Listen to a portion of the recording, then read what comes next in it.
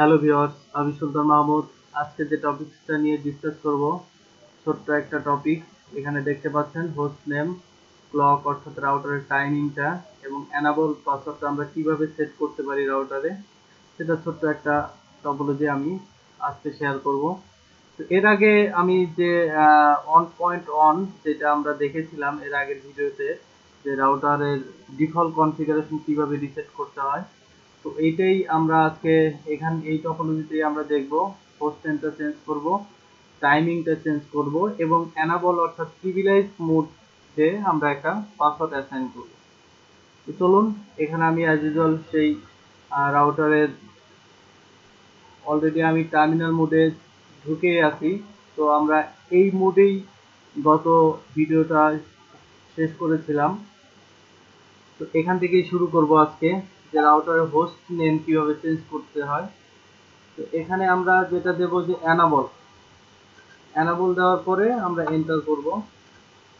এরপরে আমাদের কনফিগার টার্মিনালে যেতে হবে, অর্থাৎ গ্লোবাল কনফিগারেশন মোডে আমরা যাব। এখানে গিয়ে আমরা হোস্ট নেম রাউটারের নামটা চেঞ্জ করব, যেটা এখন আছে রাউটার, এটা আমাদের মতো আমরা একটা নাম দেব। এটার কমান্ডটা হলো হোস্ট নেম, এটা হলো আমার রাউটার নাম চেঞ্জ করার কমান্ড। তো এরপরে আমরা যে নামটা দেব এটাই আসলে রাউটারের নাম হবে। তো এখানে আমরা দিচ্ছি হেড অফিস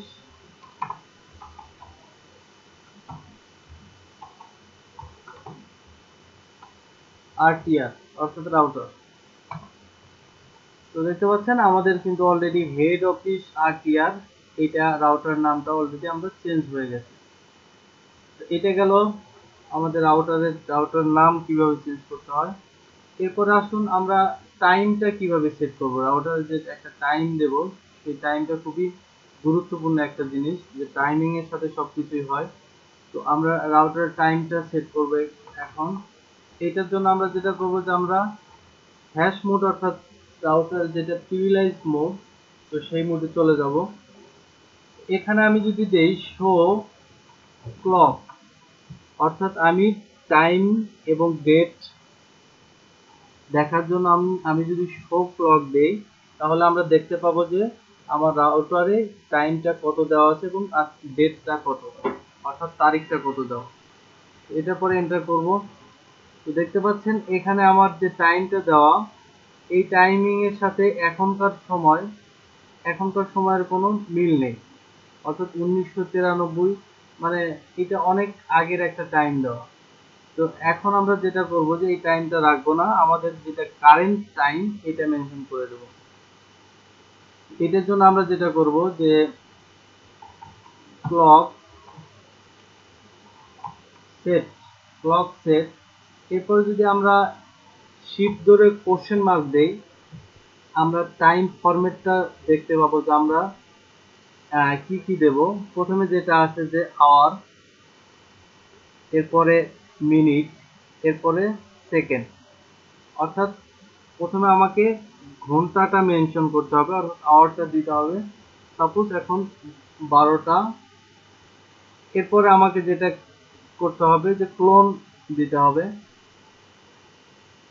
এরপরে সাপোজ 58, অর্থাৎ কারেন্ট যে টাইমটা এটাই আমি দিচ্ছি 58। এরপরে আমি আমার মিনিটটা দেওয়ার পরে সেকেন্ডটা আমি ধীরে ধীরে দেব, অর্থাৎ 12টা 58 মিনিট। এটা হলো আমার টাইম 12টা 58 মিনিট। এরপরে যদি আমরা কোশ্চেন মার্ক আবার দেই, এখন দেখাচ্ছে যে ডে অফ দ্য মান্থ বা মান্থ অফ দ্য ইয়ার। তো আমরা প্রথমে যে এন্ট্রিটা দেওয়া আছে এটা আমরা ফলো করি, যে 1 থেকে 31 যেটা, অর্থাৎ আমার এখন কত তারিখ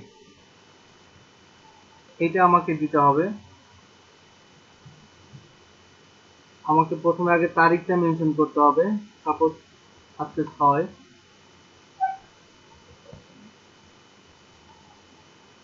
তো 6 দেওয়ার পরে মান্থটা কি, মাসের নামটা চাচ্ছে যে এটা কোন মাস, মে। এরপরে যেটা দিচ্ছে যে আমার ইয়ার, মানে বছরটা দিতে হবে এখানে 2016। তো দেখতে পাচ্ছেন মোটামুটি সহজ একটা কমান্ড। ক্লক সেট এইটুকু আমার কমান্ডের ভিতরে থাকবে। এরপর আমার আওয়ার অর্থাৎ ঘন্টা, এরপরে মিনিট, এরপরে সেকেন্ড, এরপরে ডেটটা অর্থাৎ কত তারিখ, এরপর আমার মাসের নাম, এরপরে বছর। এরপরে আমরা এন্টার করি। এখন একটু ভেরিফাই করে দেখি যে আসলে আগে যে আমরা টাইমটা দেখলাম এখানে, এই যে এর একটু আগে যেটা দেখলাম শো ক্লক দেওয়ার পর যে টাইমটা দেখালো এটা আসলে চেঞ্জ হয়েছে কিনা, আমাদের এই কারেন্ট টাইমে চলে আসছে কিনা। এটা দেখতে আবার আমরা শো ক্লক দেই। চেঞ্জ হয়েছে অলরেডি। তো দেখতে পাচ্ছেন এখন কিন্তু অলরেডি আমার টাইম এবং দিন যেটা অর্থাৎ ফ্রাইডে 6 মে 2016 12টা 58 মিনিট, এটা কিন্তু টোটালি আমার কারেন্ট ডেটে চলে আসছে। এরপরে আসি আমরা এনাবল পাসওয়ার্ড। এটা একটু দেখি এনাবল পাসওয়ার্ডটা কি। একটু বলি যে এনাবল পাসওয়ার্ডটা যখন আমরা এখান থেকে একটু এক্সিট করে বের হই, এইটা হলো আমার ইউজার ইএক্সি মোড, আমরা হয়তো জানি। তো এখান থেকে যখন আমরা এনাবল কথাটা লিখতেছি এখানে, এনাবল এটা আমার এনাবল দেওয়ার পরে যে আমি প্রিভিলাইজ মোডে যাব, ইউজারের যে প্রিভিলাইজটা থাকে ওই মোডটাতে আমরা যাব। এই এইটা দিয়ে যখন আমরা এন্টার করি তখন আমাকে কোনো পাসওয়ার্ড দিতে হচ্ছে না, বাট আমি চাইলে এখানেও একটা পাসওয়ার্ড দিতে পারি ফর সিকিউরিটি রিজন, যে আমার রাউটারের সিকিউরিটি আরো একটু শক্তিশালী হলো। তো এখানে আমরা এনাবল মোডেও একটা পাসওয়ার্ড অ্যাসাইন করে দিতে পারি, যে এখানে আমাকে একটা পাসওয়ার্ড ভেরিফাই করবে, যাতে আমার রাউটার ঢুকতে একটা পাসওয়ার্ড দিতে হয়। তো চলুন এই পাসওয়ার্ডটা আমরা একটু দিয়ে দিই। কনফিগ টার্মিনালে আমরা জানি যে যত কনফিগারেশন লেভেলে সবকিছু আমাকে গ্লোবাল কনফিগারেশন মোডে গিয়ে করতে হয়। এখানে আমাকে এনাবল লিখতে হবে এনাবল পাসওয়ার্ড সেট করার জন্য। এনাবল, এরপর আমরা দেব পাসওয়ার্ড। পাসওয়ার্ড দেওয়ার পরে অ্যাজ ইউজুয়াল আমরা সাপোজ এখানে 1 2 3, এখানে 1 2 3 দিলে আমার এনাবল মোডে একটা পাসওয়ার্ড অ্যাসাইন হবে। তো এখানে এন্টার করি। তো এখানে আরেকটা কথা বলি, সেটা হচ্ছে যে আমরা এই পাসওয়ার্ডটাকে দুইভাবে দিতে পারি। যে এনাবল পাসওয়ার্ড, এই পাসওয়ার্ডটা আসলে প্লেন টেক্সট আকারে পাসওয়ার্ড। প্লেন টেক্সটটা কি, যে এটা আমরা টেক্সট আকারে শো করবে। সাপোজ এখানে যদি আমরা একটু বের হয়ে আসি, শো রান কমান্ডটা দেই, আমরা বুঝতে পারবো যে আমাদের এনাবল পাসওয়ার্ড, এই যে এখানে দেখাচ্ছে যে এনাবল পাসওয়ার্ড 1 2 3। এখানে কিন্তু আমরা পাসওয়ার্ডটা রাউটারে কেউ যদি ঢোকে কোনোভাবে তাহলে সে ইজিলি এই পাসওয়ার্ডটা দেখতে পাবে যে 1 2 3 এনাবল পাসওয়ার্ড। বাট এখানে আমরা আরেকটু সিকিউরিটির জন্য আমরা এই পাসওয়ার্ডটাকে একটু এনক্রিপ্টেড করতে পারি।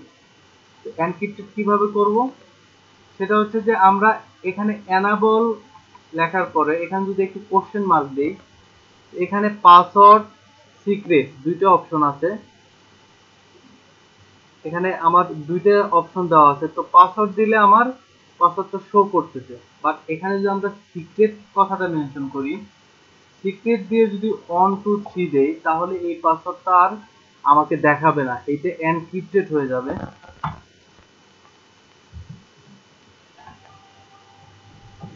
আচ্ছা, এখানে একটা বিষয় হয়ে গেছে, সেটা হচ্ছে যে আমরা অলরেডি এনাবল পাসওয়ার্ডটা আগেই যে পাসওয়ার্ডটা দেওয়া ছিল এটা অলরেডি সেট করেছিলাম। এটা আমরা আগে একটু নো করে দিই, অর্থাৎ এই পাসওয়ার্ডটা আমরা আগে মুছে দিই। এই পাসওয়ার্ডটা এখান থেকে একটু উঠায় দেই, তাহলে ওই পাসওয়ার্ডটা নিবে।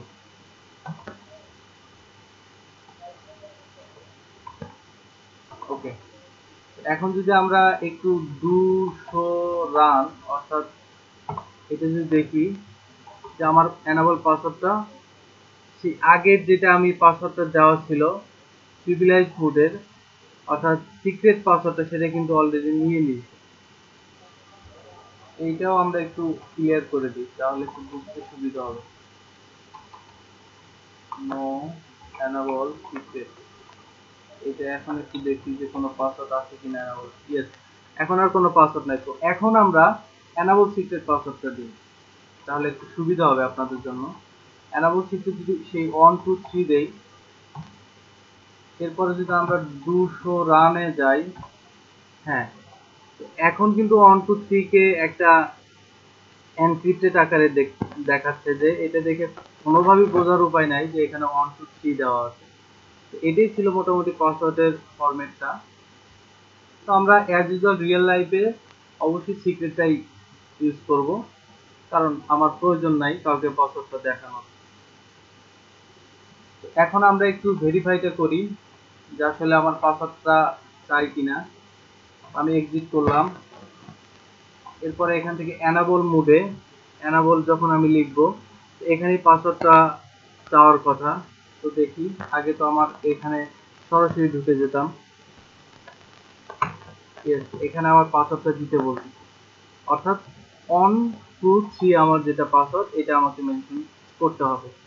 তো 1 2 3 দেই, দিয়ে এন্টার করি। ইয়েস, এখন কিন্তু আমরা একটা সিকিউরিটি, মোটামুটি বেসিক একটা সিকিউরিটি আমরা রাউটারে অলরেডি অ্যাপ্লাই করে ফেললাম। এটাই ছিল মোটামুটি আজকের ছোট্ট টপোলজি। আল্লাহ হাফেজ।